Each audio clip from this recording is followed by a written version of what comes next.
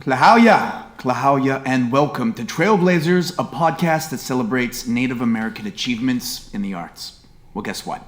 I went back to my grandfather's home on the reservation, and you will never believe what my grandfather left me.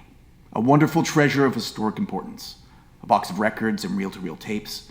There are old 78s and some tapes of radio shows, and also my grandpa's notebook from his days in the music business. Now, some of you may ask, well, Mr. Skookum, so what?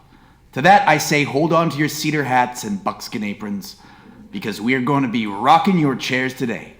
I mentioned in my last podcast that today we will have some music by a great jazz singer from the 20th century. Her name is MIldred Bailey, and she comes from Coeur d'Alene and grew up in Spokane. A Salish singer who was greatly revered by many artists of her day. And guess what? My grandfather not only met her, but worked with her and kept some notes of their work days. Truly a Skookum find. Now, I'll be talking to my Uncle Harry shortly, who will be calling in with some information about my grandpa's work. MIldred signed a set list for my grandfather, along with a couple of photos. MIldred was known as Rocking Chair Lady. Hoagy Carmichael, who was a very gifted songwriter and musician, was so impressed with MIldred that he wanted MIldred to record his song Rocking Chair. She did, and it became her signature tune. Oh, there's Uncle.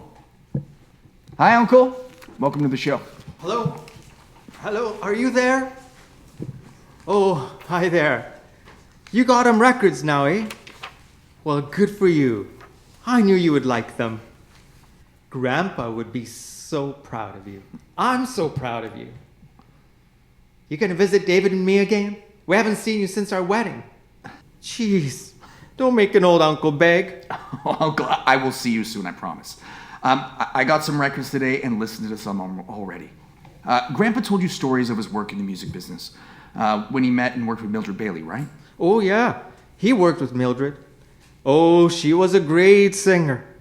Your grandfather worked as a band boy back then. He took care of all the band and he hooked up all the wires and stuff. MIldred liked him and told the manager to hire him. Grandpa did that for a year, and then he met Grandma and started a family. Wow, that is so cool. Then he worked at the radio station for a while and broadcast the taped radio shows from New York. These tapes are a treasure. I'm glad he kept these around. Well, thank you, Uncle. I will call you later with some more questions. Oh, okay. Now don't forget to visit us. I'm teaching David how to make some bannock. Oh, geez, please be patient with him. So, here is the song that made MIldred famous. MIldred, being a Salish woman, was pretty tough and did not put up with anything. Grandpa's notes say some sessions were pretty intense. Imagine being at that studio when they recorded it. Say, can we go over the intro? My score's a little smudged. You got it right that last time. I think the tempo's a bit fast, though. If we make it any slower, it won't work. It needs to be around 2 minutes. That way the radio will play it. That is, if you want the radio to play it. This song needs to be laid back. I can hear that you're struggling with it, but it sounds better slower. If it's too much for you to handle, we can find someone who can do it. Listen, lady, you ain't gonna get far in this business being a bitch like this. You're just a skirt who sings, and if you want to get anywhere, you need to lose some damn weight. The song needs to be faster. Why do men insist on thinking that going fast for 2 minutes is enough? I don't need some lippy cow telling me how to drum. I'm out of here. I'm glad you're going on the radio. That way I can turn you off. Honey, you turned me off a long time ago. My sisters, does any of this feel familiar to you? I mean, can I get an amen? Amen. Or should I say a woman?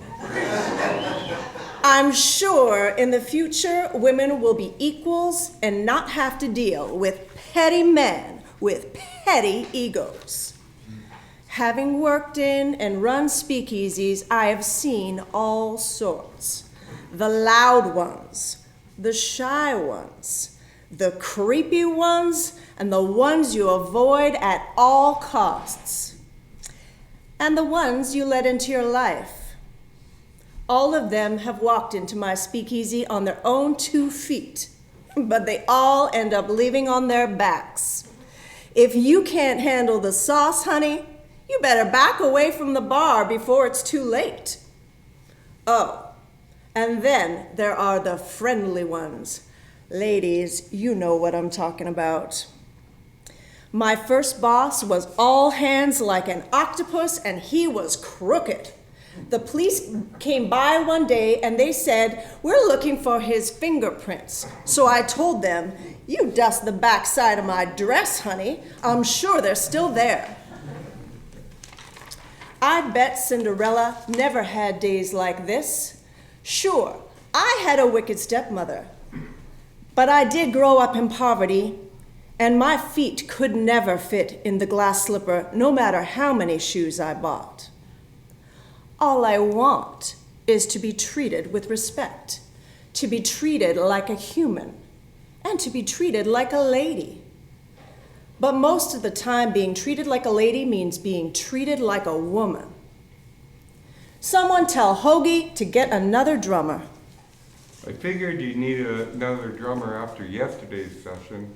This is Jean. Meet Jean. Welcome, Jean. Hey, we need a microphone over here, Skippy. Did you all meet Skippy? He's our new band boy. Hey, Skippy. Hey, fellas, if you need anything, just let me know. Hey. This'll be a great platter. Say, where'd you find the canary, Hoagy? She's not bad for a dame. I'm from Washington State, fellas, where we grow enough pine to tan your hide if you're not careful. You just tickle those skins now.